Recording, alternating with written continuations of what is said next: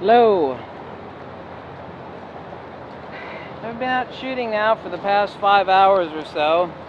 Half of the Nikon D750, half of the Fuji X-T10, and with the Fuji X-T1 that's in the car roasting. Well, it's actually not that hot here right now. You never want to leave a camera, much less a lens, out in a hot car. Best value for the money. I made a video recently saying that I picked up, snagged a Fuji X-T1. And I'd used it before, but only for about 5 days. But someone said, oh, they bought a X-T10 off my recommendation, and that they hoped that they wouldn't be upset by which camera that I would actually recommend. And since both actually have the same sensor and the same processor, the X-T10 is a superior buy. For roughly the twice as much money, the weather sealing doesn't matter. There is no camera that is sealed against pervasive weather. They're only sealed against invasive. Invasive meaning being a slight cloud burst, or I don't know, a baby upchucks on it. I mean, there's a giant hole in the front of every DSLR with a removable lens. None of them are sealed against pervasive invasion, most especially humidity or a hot to cold transition. You take your camera from the warm house out into the cold. The humidity that will actually build up condensation on the circuitry on the inside of the camera, none of them are sealed against that. So if you suffer the delusion that your camera is weather sealed, then it's going to bite you in the ass. One of the nice features of the Fuji X-T1 is that you never need an ND filter. Even on a bright day, you can shoot at f1.2 on your 50mm if you want, and you don't need an ND filter. You can crank up the shutter speed, an electronic shutter, up to 1/32,000th of a second. Extremely nice feature. I mean, yeah, it is a heavier magnesium chassis. There are settable dials on the top of the X-T1 that do not exist on the X-T10, but they still exist on the X-T10. I mean, I do not care that I don't have the ability to set my ISO vis-a-vis a dial on the top of my X-T10. I don't care that I do not have a sub-dial to set my metering, whether it be spot or multi or center weighted.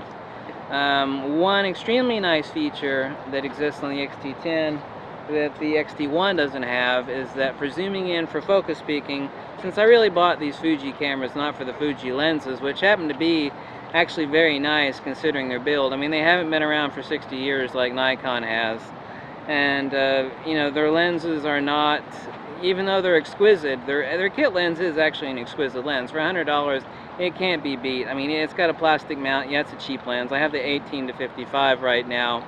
It has some shutter clacking issues, but that is inherent to the system. You can actually Google that. That's specific to the lens, not the X-T10. But I'm actually able to push inward on my rear command dial for zooming in, for adjusting my focus peaking with using a manual focus lens, like I'm using the Zeiss 28mm here right now on the Fuji X-T10. And I actually have to peck for the button on the Fuji X-T1 rather than have it here where I press in on the rear command dial for zooming in so I can adjust my manual focus for focus peaking. So that is a nice feature that Fuji listened to, since obviously the Fuji X-T10 came, what, a year and a half later after the Fuji X-T1, so that is a really nice feature. Can I say that the Fuji X-T1 is worth twice as much money? No. I mean, looking at the two, it's like, well, which camera would you want to have? Well, I'd rather have the Fuji X-T1. Well, why would you rather have it? Well, it's an all-magnesium chassis, it's weather sealed, it has the sub-command manual dials for my matrix metering or spot or a multi, and I also have the ability to set another command vis-a-vis the top of the Fuji X-T1 that I don't have on the Fuji X-T10. But I really don't care about that. It's a heavier body, it's a bigger body. I've got a vertical grip on the way, and basically only because everything I have has a vertical grip on it. I grew up with vertical grips on my Nikon. These damn ducks behind me here. I grew up with vertical grips on my pair of Nikon F4S's. So for twice as much money, yeah, it is a nicer built camera. By that much? No, it's not. Is it made in Japan? Yes, it certainly is. Am I going to return it? No, because I've used it before. It is a really nice camera. How is it comparable? Well, I mean, how is the Nikon D3 comparable to a Nikon D7100? If both had the same image sensor and the same speeds in them, which of course they don't, then, you know, I have an Nikon D3, which is built like a tank. You know, it's a heavy-duty beast. It also doesn't have a built-in flash. It comes with a little tiny removable flash, which is a dinky little thing. It's very cheaply made. It's certainly not made in Japan, like the Fuji X-T1. But, you know, ultimately, if someone's looking for a great value, the cost of a Fuji X-T1, I would not recommend it to them, even though I love the camera dearly. I mean, I knew what I was getting.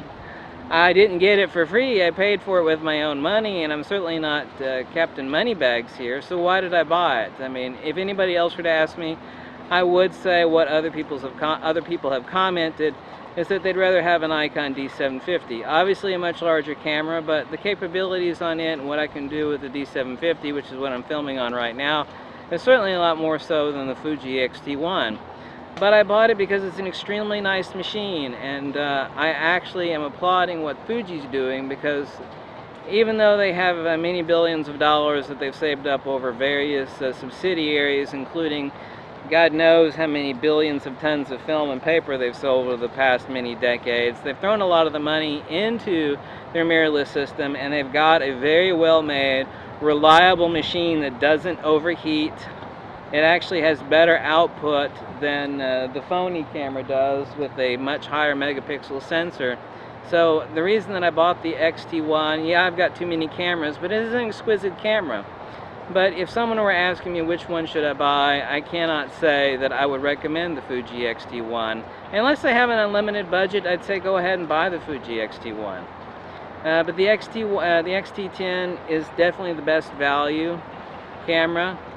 How would I compare the Fuji X-T10 versus the X-T1? It's the same way I would compare a Nikon D7100, which you can buy now as new refurb for $500 versus spending $2,400 for a Nikon D810. Those raw files on the D810 are ginormous. And even with my quad-core processor and 32 gig of RAM, is a real pain in the damn crotch to get a speedy workflow out of editing those raw files. So it's really the same analogy. I mean, it's, you know, the Nikon D7100 does 95% of what the Nikon D810 does, and I own them all.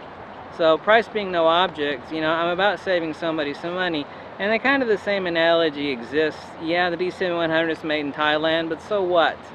You know, they're all delicate cameras with, you know, endless numbers of electronic parts and boards in them. I've taken a bunch of them apart. I've taken a lot of Nikons apart, most of them dead.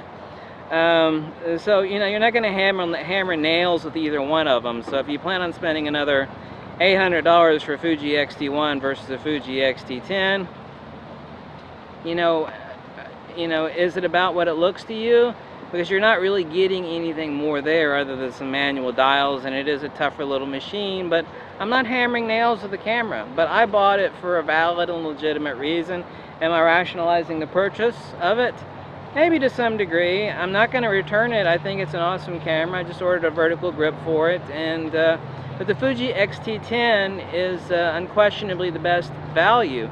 You've got the same output and same processor. Obviously you don't have the same burst rate on the Fuji X-T10 as you do on the X-T1, but do you really need that? If you do, go ahead and buy it. But if you need that, you're probably doing it for work, and you can write it off on your taxes anyway. So anyway, that's my short introductory synopsis on the Fuji X-T1 versus the X-T10. I'll be doing a lot more reviews, but I'm on vacation right now, and I'm sweating my ass off, so you have to give me a little bit of a break. Catch you later. Bye.